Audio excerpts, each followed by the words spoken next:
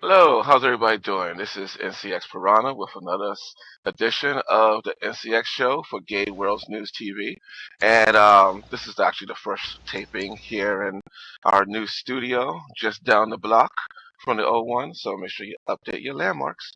Our guest today is a great artist, Gracie Kendal. She has a new project out, A Comfortable Skin, and we're going to talk to her about that, and of course her life on SL, RL, and her being an artist. Gracie, welcome. Hi, thank you very much for having me. It's a pleasure to be here. We're glad to have you here. Hope you enjoy our new studio. Yeah, it's fabulous. You guys did a great job. Yes, they did. I just sit here. So let's dive right into the whole new project, A Comfortable Skin. Tell us about it. Well, my work as an artist in real life and Second Life has been about identity and body image and self-acceptance, and my new work is about bringing avatars, or the avatars I've created in Second Life, which are not your normal avatar, because your normal avatar, or I shouldn't say normal, what is normal, right?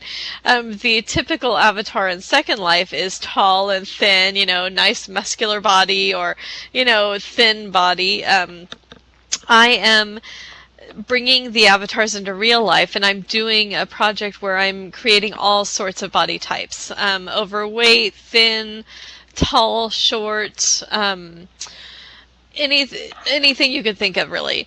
And it's about, like I said, self-acceptance. It's about being yourself and being an individual and accepting yourself and loving yourself for who you are, not who society expects you to be or wants you to be or pushes you to be. So that's kind of it in a nutshell. I like it. That's a good idea, definitely. And it's always kind of cool when people bring Second Life and real life aspects of both worlds together to some kind of great project and stuff. So that's always a good thing. Yeah, definitely. That's what my master's thesis was on. I actually turned myself in real life into my avatar because I was always really interested in why we have the avatars we do. Why is my avatar that's sitting here on this couch tall and thin and, really cute with, curly blonde hair? And in real life, I am shorter and I am overweight.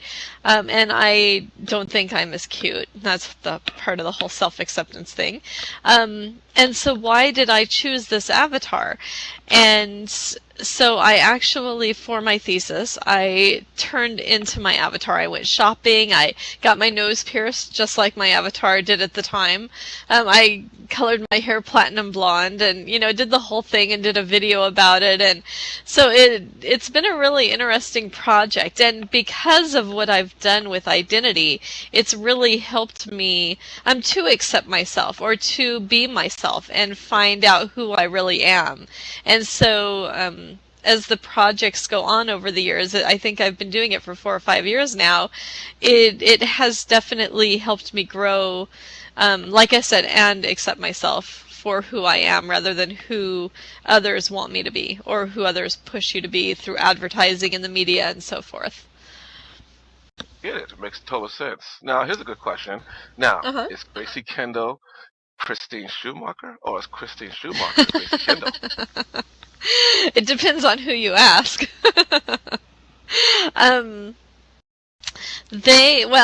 Gracie Kendal is probably Kristine Schomaker. Yeah.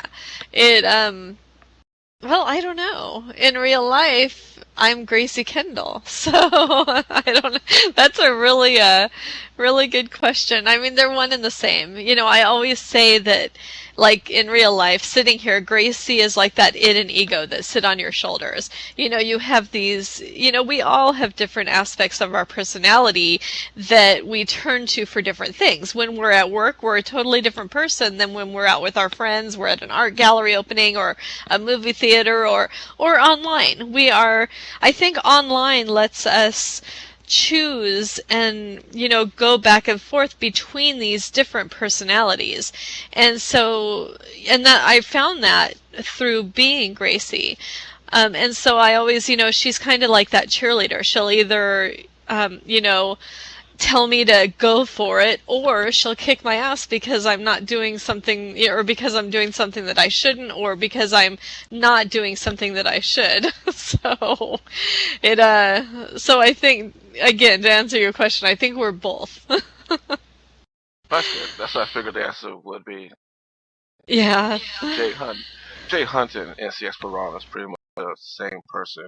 Although one might be a little more crazy than the other, but the verdict, I don't know which one that is. Which one? Exactly. I mean, I think as Gracie, I feel freer. And in fact, that's something that I've been thinking about a lot lately, because I've been working on my artist statement, is as Gracie, it's funny, she's my avatar and she's this online persona, this online character, but I don't hide. I am able to be more free, to be myself, because I'm not hiding behind sizeism and, prejudice and stereotyping and, so I could be myself. And I think the playing field is really leveled here in Second Life, because everybody can be, if they want to be this gorgeous blonde that's sitting here, you can be a gorgeous blonde. You could be whoever you want. So people know that, and they don't judge. They don't care what you look like. They see you first based on intellect, based on personality, based on your wit. And they get to know you that way, and they like you as a person rather than as an object. As, that, like I said, that, that gorgeous, woman that the media wants you to be, that turns you into an object rather than a real person. And so it's funny, because you're sitting here as this digital character, but in essence, you're more real than you ever have been.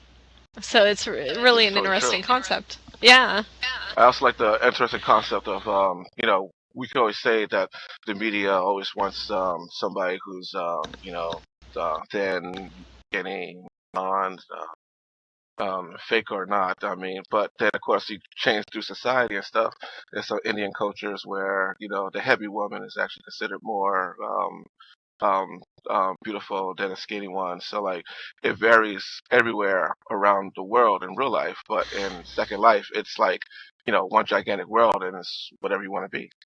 Yeah, that's true. I mean, I live in Los Angeles, so you can imagine, I live in the celebrity culture here and the model culture, and, billboards on every single corner with these gorgeous sexualized, women, selling you supposedly this freedom of, buy this makeup, wear these clothes, get this, get Botox in your forehead and collagen in your lips, and you'll get whatever's in the billboard, whether it's a man or whether it's a new car or, a diamond ring, look this way and this is what you'll get.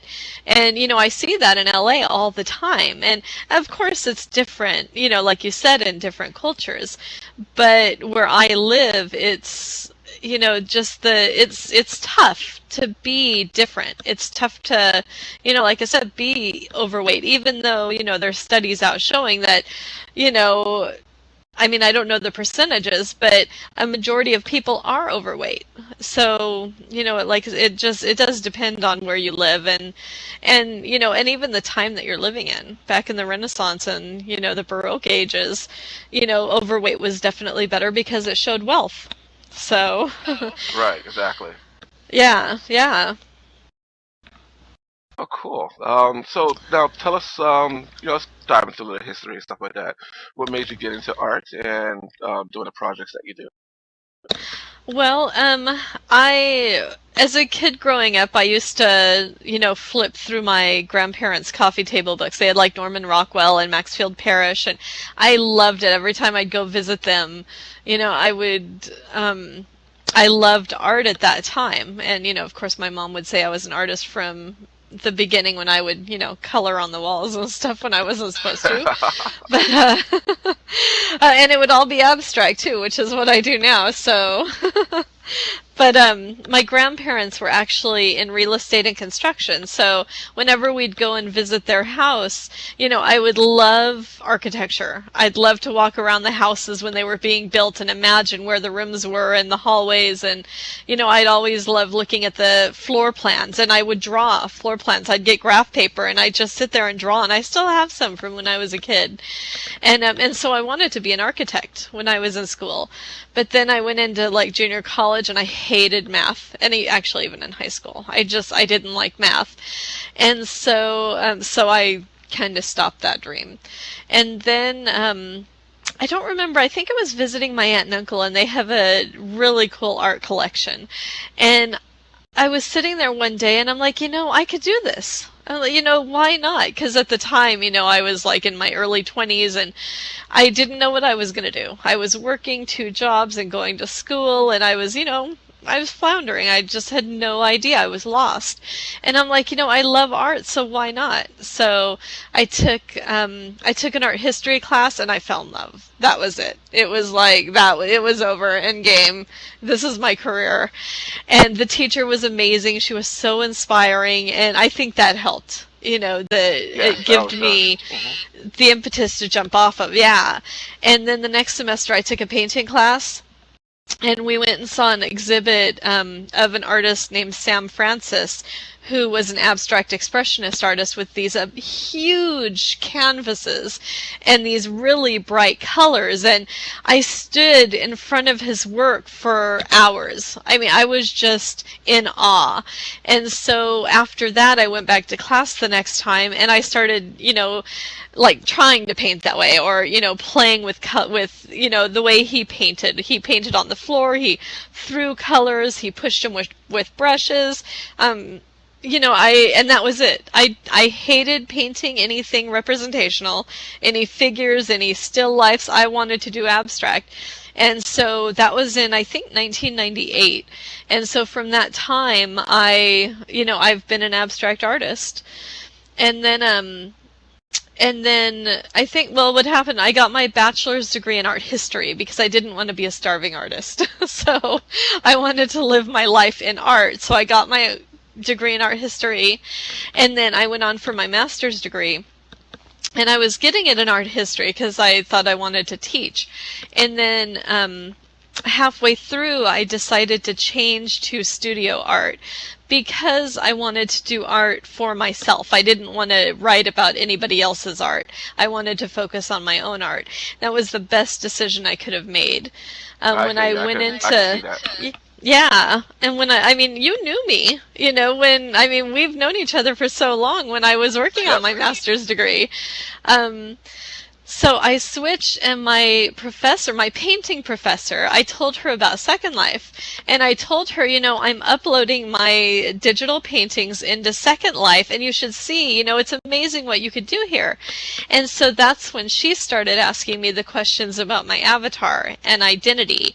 And from that is where, like, my whole thesis, came into fruition. So it's kind of a circular roundabout story, but I think it's a cool story. It was a cool story. I'm glad you got to tell it. Thank you. You have some pretty cool circles you travel in Second Life. I know I'm a part of quite a couple of them. Yes. I don't know if the show is PG or not, so we won't go to that. But yeah. Oh, well, what are you trying to say there? What circles are you referring to? Is this commercial time? No. But what you call it? You're pretty fairly known in the artist world and Second Life and stuff. Yeah. What advice could you give, like, somebody who wants to follow that path and do that stuff in Second Life? Oh gosh. I don't know, learn as much as you can. I mean, there's still a lot that I want to learn. Like, I don't know scripting. I don't know HTML or coding or anything like that. I am self-taught at Photoshop, so it's fun. I learned to do comics. I asked friends how to do stuff, and they helped me, and I looked at tutorials and building. I mean, I'm not a great builder either. You know, I did an installation not too long ago for the Linden Endowment for the Arts, and you know, that's when I learned to do Sculpey. And I mean, now they're in mesh, so it's like, you know, I'm like so behind, but it worked for what I was doing. And I play with textures and stuff, and a lot of my work is very spontaneous, and it's by chance, and I just have fun with it. I'm not the type of artist that's very meticulous and detailed as far as aligning textures perfectly. I mean, even though I am in a way, because I am a little OCD, but I think it's important to learn as much as you can. I mean, I am going to learn scripting, and I'm going to learn machinima, because in my work, I think it's really important. I've learned how to take high-res snapshots that, which is also important for my work. And so, just learn as much as you can, and also go to openings. Join the art groups and go to all the openings you can. I used to, but because I work so much, I don't have as much time anymore. And meet people. It's just like real life. Network, communicate, and right, get yourself out there. Yep. That's the best advice I can give. So where can we find your work right now within Second Life? Good question. Well, I do have a studio at Artropolis. There's landmarks in my profile. I'm also part of a new art group called Copelia, that we bought a sim together, and it's more like a workspace sim, but it's with a bunch of other well-known artists, Glyph Graves and Joe Elsmore and Pyewacket and Stellark, who's also a famous real-life artist. It's really cool working with him. Oberon and all these amazing Second Life artists. We bought a sim, and we're going to be putting on shows there. So it's kind of a workspace right now, but there's also a landmark, I think, in my profile. Cool. But I think Artropolis is the best place to see my work right now. All right, and then my website, of course. We'll try to get all that information onto the page, when the video is posted and stuff like that. We'll, have the various URLs, especially the URL for your YouTube video for the Thank you. A Comfortable Skin and all that information. Wonderful, thank you.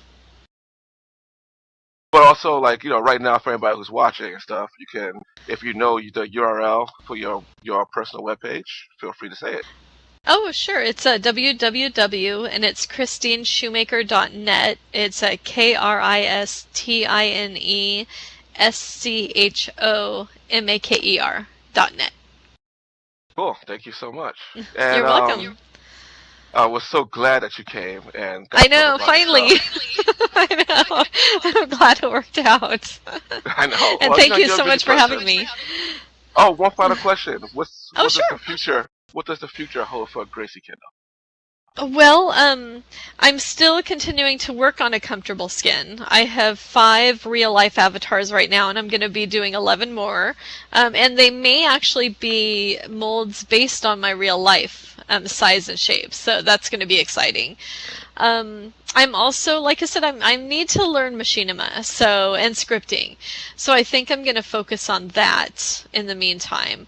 I just finished a project. It's called the Brewery Artists Complex in Los Angeles. We just had a huge art walk last weekend, so I'm still recovering from that.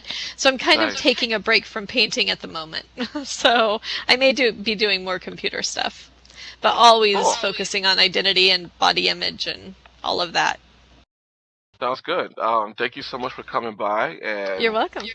Everybody, thanks for tuning in to this edition of the InsyX Show on Gay Worldsnews TV. And you'll be able to find this episode. Well, if you're watching it now, you already found it. But but of course, you can find all of our past episodes as well on our website at GayWorldsNews.com. Is that it? I keep forgetting what the actual website is. I'm horrible. But they'll be notices, so don't worry. You'll know where it is. Thank you so much, and have a great week, and we'll see you soon. Thank you. You too. Yay. Oh, good. Yeah, it was fun. Thank you for having me. I had a good time. Yeah.